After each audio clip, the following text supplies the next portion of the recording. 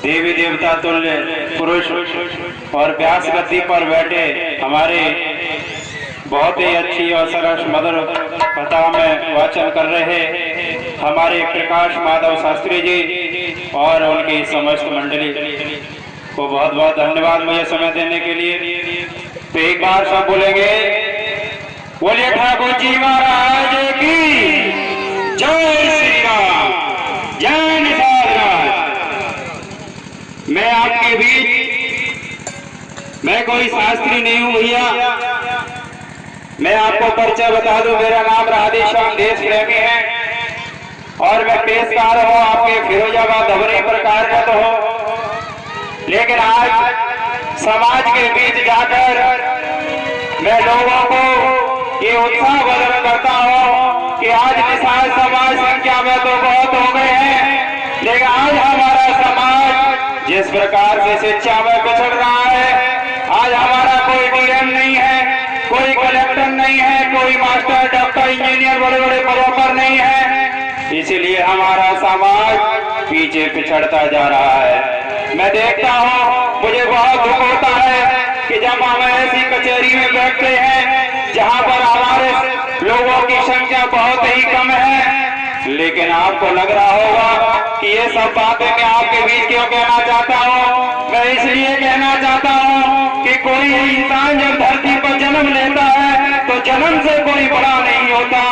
जन्म लेना कोई पाप नहीं होता। लेकिन आज हम पढ़ लिख नहीं रहे हैं, आज हम अपने बच्चों पर ध्यान नहीं दे रहे हैं, आज अपने बच्चों को पढ़ा लिखा करके कोई बड़ा डॉक्टर इंजीनियर मास्टर नहीं बना रहे हैं, तो ये हम अपने बच्चों के साथ बहुत बड़ा पाप कर रहे हैं साथियों। इसलिए मैं कहना चाहता हूँ कि आप सोच रहे होंगे कि कोई आएगा हमें समझा देगा और हमारी कमजोरी और ये गरीबी दूर कर देगा, कोई चमत्कार कर देगा, तो ये सोच लेना न कोई आएगा न चमत्कार करेगा, हमें खुद ही उठना पड़ेगा, हमें खुद ही जागना पड़ेगा और अपने बच्चों को पढ़ाना पड़ेगा, तब जाकर के हमारे बच्चे सरकार के हिस्सेदार बनेंगे, तब जाकर के हमारे बच्चे सरकार के हिस्सेदार बन करके डीएम डॉक्टर कलेक्टर मास्टर सांसद विधायक बनेंगे, तब जाकर के हमारी गरीबी दूर होगी। तो साथियों, हमारे भीमराव डॉक्टर अम्बेडकर जी ने कहा है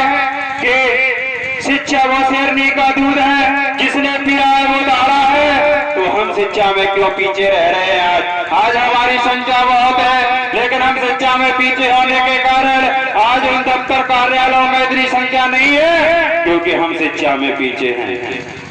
तो कहना चाहता हूँ कि ना तो सरकार मेरी है, ना राम मेरा है और ना ही बड़ा सा नाम मेरा है। मुझे तो एक छोटी सी बात पर गर्व है कि मैं ठाकुर जी महाराज का हूँ और ठाकुर जी महाराज मेरा है, ठाकुर जी महाराज मेरा है। देखिए, मैं एक समाज सेवी होने के नाते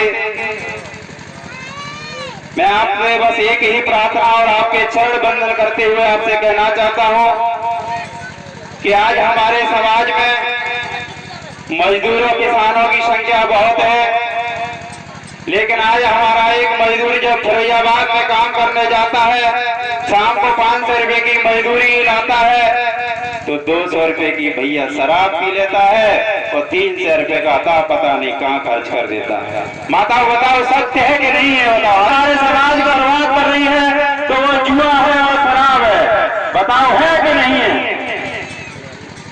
तो लेकिन बात यह है कि जो मजदूर 8 घंटे में 500 रुपए कमा सकता है, आपने कभी सोचा है कि वही 8 घंटे में हमारा आदमी 500 की जगह 5000 कमा सकता है?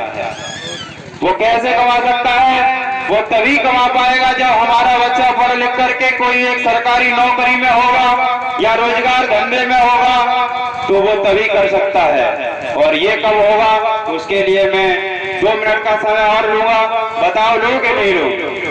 तो एक तोता की कहानी बताना चाहता हूं मैं। कौन कौन सुनना चाहता है? हाथ खड़ा करके बताओ। वाह भाई वाह।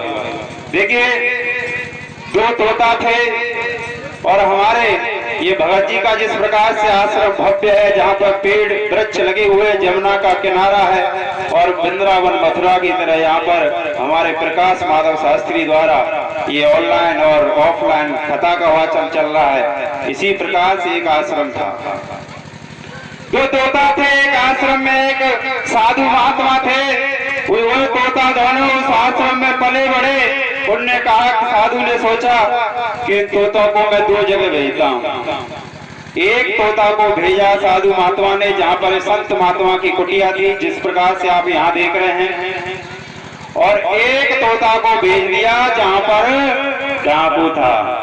वो डाकू था। जब वो तोता वो डाकू के यहाँ पल बढ़ करके बड़ा हो गया और एक तोता साधु के यहाँ पल बढ़ के बड़ा हो गया। अब महात्मा ने कहा कि तोते बड़े हो गए हैं, अब दोनों तोतों को अपने आश्रम पर ले आता हूँ। जब दोनों तोतों को वो महात्मा अपने आश्रम में ले आए तो एक तरफ आने का रास्ता था और एक तरफ जाने का रास्ता था। तो जहाँ पर आने का रास्ता था तो वहाँ महात्मा के कुटिया में जो पला बड़ा था उस तोता को लटका दिया पिंजरे में, और जहाँ जाने का रास्ता था वह डाकू का जो तो डाकुओं के बीच में रह करके तोता पला बड़ा था उसको लटका दिया। तो जो डाकुओं के बीच में जो पल बढ़ करके बड़ा हुआ था, तो वो तोता जो भी एकदम आदमी निकलता था तो कहता था, पकड़ो, लूटो, मारो, ये जाने ना पाए, क्योंकि उसकी संगति कहाँ हुई थी? डाकुओं में हुई थी। तो वो तोता कहता था, पकड़ो, मारो, लूटो, ये जाने ना पाए। आदमी एकदम डर जाता था, अरे ये क्या कहता तोता, कोई पकड़ ना ले। और जो दूसरा तोता था जो संत महात्मा के यहाँ पल बढ़ के बड़ा हुआ था, तो वो कहता था, आओ आपका स्वागत है, राम राम, बैठो आपका स्वागत है। और क्या कहता था तो सुनिए, एक बार सभी ताली बजा करके जोरदार बोलेंगे कि श्रीमन नारायण नारायण नारायण।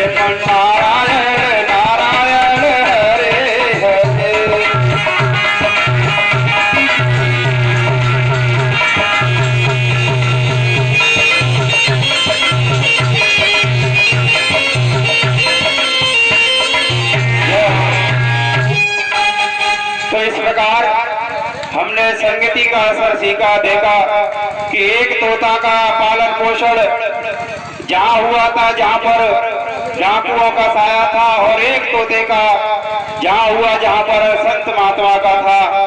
तो आज हम इस तोतों की कहानियों से सीखते हैं कि आज हमारे समाज में हमारे बच्चे कैसे पल बढ़ रहे हैं, उनकी संगति क्या है।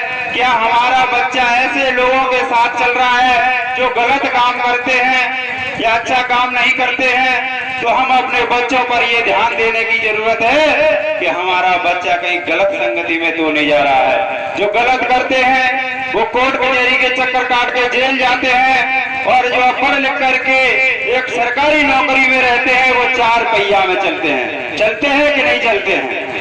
तो आज माता बहना से अनुरोध है कि घर पे जाकर के अपने अपने पतियों को समझाओगी कि ये 500 रुपये मजदूरी के पूरे बच्चों के पालन पोषण में, घर की पालन पोषण में लगाओ तो हम भी गरीबी से अमीर हो सकते हैं कि नहीं हो सकते हैं?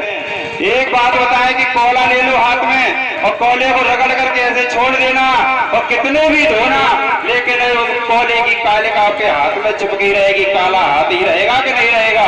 तो ये बुरी संगति करोगे तो जीवन भर आपका ये बुरे काम आपका साथ नहीं छोड़ेंगे। इसलिए भाइयों, आज ही हमें सुधरने की जरूरत है कि नहीं है। और एक चंदन ले लेना, आप चंदन को हाथ में रगड़ के फेंक देना, कितना भी हाथ धोना, लेकिन उस चंदन की खुशबू उस हाथ से जाएगी नहीं। तो हम अच्छी संगत करेंगे तो हम जीवन भर अच्छी संगत में रहेंगे, हमारा जीवन भर उद्धार हो जाएगा। तो ऐसे भगवान के दरबार में ईश्वर का नाम चलते हुए एक बार जोरदार नारा लगाएंगे, बोलिए वृंदावन बिहारी लाल की जय।